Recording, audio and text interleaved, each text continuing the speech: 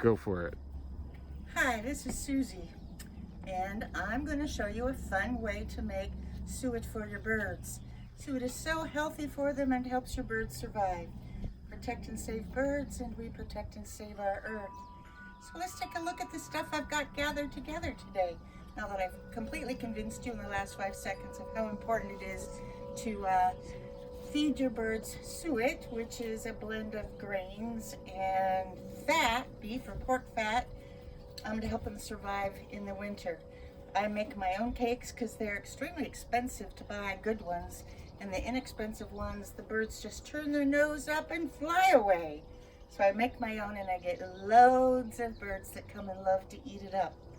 So over here on my table, I have a big bowl of, I buy, whenever I find cereals that are on sale, I buy them and save them, and I mix them all together. Today I've got some Captain Crunch, which has bad ingredients, so if you don't want to feed your bird preservatives, you can feed it to your kids. And some Quaker something or others in here, whatever these little jobs are.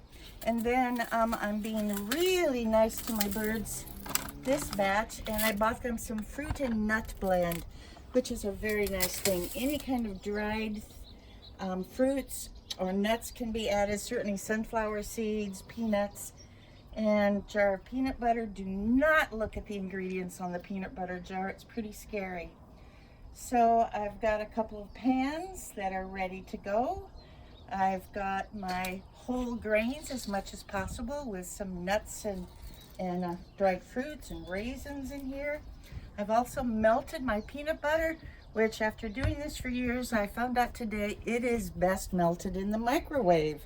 Just put it in a microwave safe dish for about 3 minutes and it melts up nicely. And over here in my, what is this thing called? Electric something or other pan, I have melted my fat. You can, it's best if you go to your butcher or grocery store, ask them if they can grind up some beef fat, which is what suet is. If they're kind, they can do that for you. They may just sell you big chunks of it, and it's really a good idea to cut it up in small as possible because it takes quite a while to melt down into a liquid form. And we're doing it outside because it's not that pleasant of a smell. So close the windows, close the doors, plug in your pot, melt your fat, and that's what you got.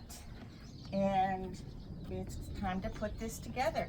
It's real simple. Once you've got your ingredients, I'm just going to pour this peanut butter. I use peanut butter because my experience is birds love peanut butter. They don't care if there's preservatives in it. They don't care. They love peanut butter. Who doesn't love peanut butter? My woodpeckers love peanut butter. Now I'm going to put on some gloves because this pan is very hot. This is hot oil. Protect yourself as much as possible. Wear an apron because the fat and grease gets everywhere. I'm going to pick this up. I'm going to carry it over here.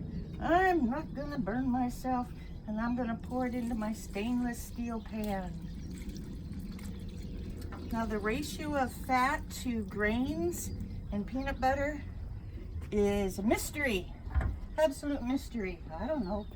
I just, as my friend Mike says, I do it by the jazz method. You mix it together, look at it, and mix it a little more or less.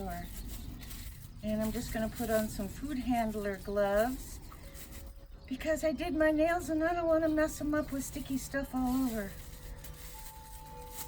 Mix it up. Oh, it's looking yum yum. You know, this smells actually so good. I can't tell you how many of my roommates and friends said, "Oh, you made cookies. Yum, can I have some?"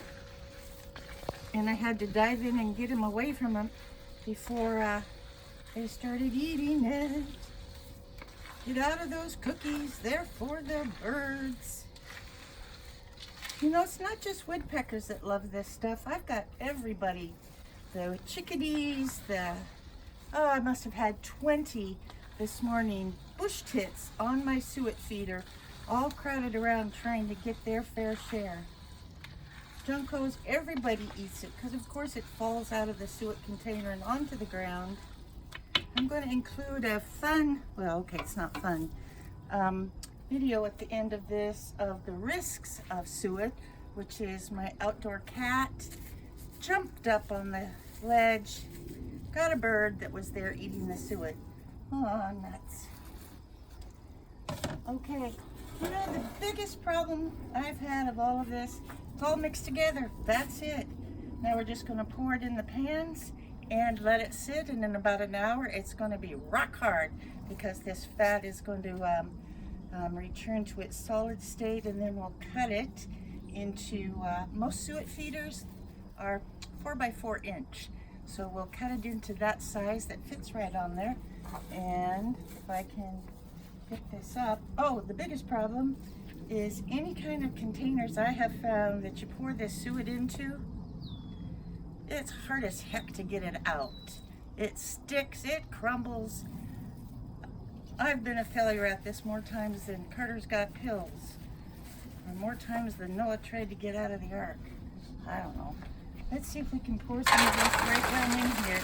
The thing to remember also is when you're filling up your pans, you don't want to make it more than 2 inches high, 2 inches thick, because if you make it too thick, it's not going to fit in your suet feeder.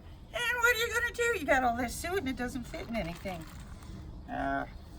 You know, I make a large quantity at a time, and I do that because once it firms up, let me get my little spoon over here. Once it firms up and I cut it into the squares, I just put it in little freezer sandwich bags, pop it in the freezer, and I just take out one at a time, fill up my suet feeder, and as soon as they munch it all down, I pull out another one. Stores real nice. Look at that. It's all set. Gonna sit there for a while, firm up. That's it. You're gonna make your birds really happy. It'll make me happy too, because you're taking care of my beloved feathered ones. Thanks for watching. Toodles.